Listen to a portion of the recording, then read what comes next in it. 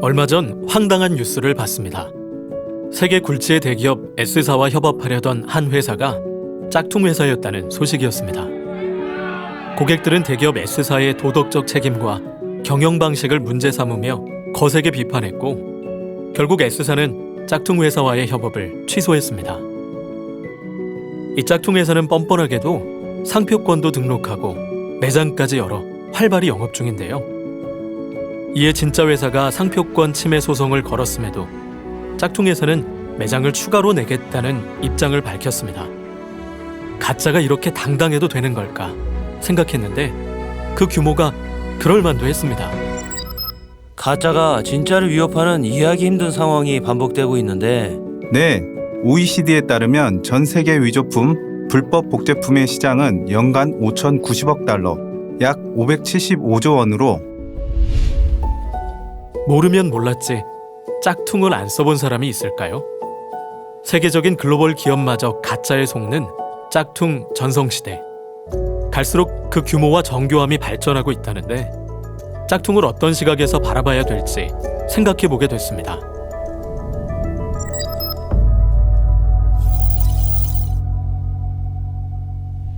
요즘은 소비자들이 가품인 걸 알면서도 적극적으로 구매하는 추세. 전문가들은 짝퉁이 우리 생활 속 깊이 들어와 있다고 말합니다. 문제는 그 피해가 기업과 소비자에게 돌아오고 있다는 것.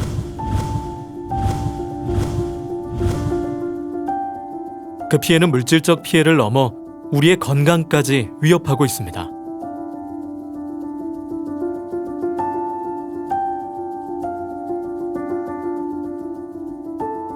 수년 전 발생한 가짜 분유 사건은 어린 생명들의 목숨까지 앗아갔습니다. 1989년 파트네어의 항공기가 추락해 전원 사망했던 이유도 바로 짝퉁 부품 때문.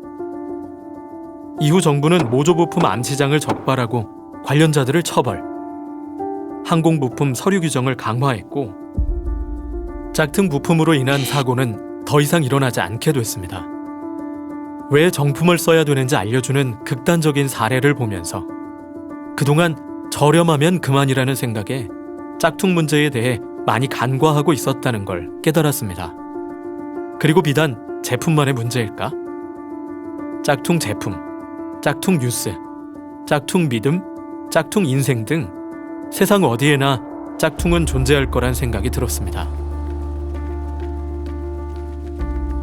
그 말 뜻대로 세상엔 속의 본질보다 지나치게 형식에만 얽매이거나 남보기에 허울만 좋은 것들도 많으니까요. 정말 겉만 봐선 모를 일. 예배일도 진짜와 가짜가 있다는 걸 한 보도 매체를 통해서 듣게 되었는데요. 네, 요즘 일반 교회들이 대부분 일요일에 예배를 드리니까 예수님도 당연히 일요일에 안식일을 지켰을 거다 생각하는데 사실은 토요일이었어요. 예수님의 제자들이 있잖아요. 요한, 베드로 등 12사도들이 있는데 당시에는 토요일에 안식을 지냈어요. 기가 막힌 건 이 같은 사실을 일요일 예배를 보는 자들도 인정한다는 것. 주일을 거룩하게 지킬 의무의 예를 보자. 이는 물론 신자의 가장 중대한 의무의 하나이지만 성서에서는 그에 대한 명백한 구절을 하나도 찾아볼 수 없다. 성서의 안식일은 토요일이지 일요일은 아니다. 성서에는 안식일이 일요일이 아니라 토요일로 명시되어 있으니 이것은 비록 성서의 명시에 글에 따른 것이 아니고 가톨릭 교회의 권위의 바탕을 둔 것이지만 모르면 몰랐지 알면서도 일요일에 예배를 보게 된 이유가 궁금해졌습니다. AD 321년경 로마의 콘스탄티누스 황제가 집권할 당시 서서히 세속화되고 있던 기독교는 태양신교 신도를 전도하기 위해 잡다한 이방 종교의 절기와 의식을 끌어들이고 있었습니다. 가장 먼저 변질된 건 예배일. 321년에 콘스탄틴이 일주간의 첫날을 휴일로 정했을 때 그는 그날을 태양의 숭배일이라고 명명했다. 콘스탄티누스 황제가 일요일 휴업령을 반포하면서 태양신 미트라를 숭배하는 날, 즉 일요일 예배가 기독교로 들어온 것입니다. 그런데 크리스마스도 예수님 탄생일이 아닌 태양신의 탄생일에서 기원한 것이었고, 십자가도 역시 태양신의 상징에서 유래된 것이었습니다. 누가 유래만 보여주고 어떤 종교냐고 물어보면 태양신교라고 오해할 만했습니다. 좀 충격이었습니다. 믿음을 강조하는 종교가 오히려 믿음을 주지 못하는 이 상황이 참 아이러니했습니다. 전 세계 인구의 약 3분의 1을 차지하는 기독교인들이 가짜 예배일을 지키고 있는 셈. 이런 류의 짝퉁 문제는 폐해가 없는 것일까?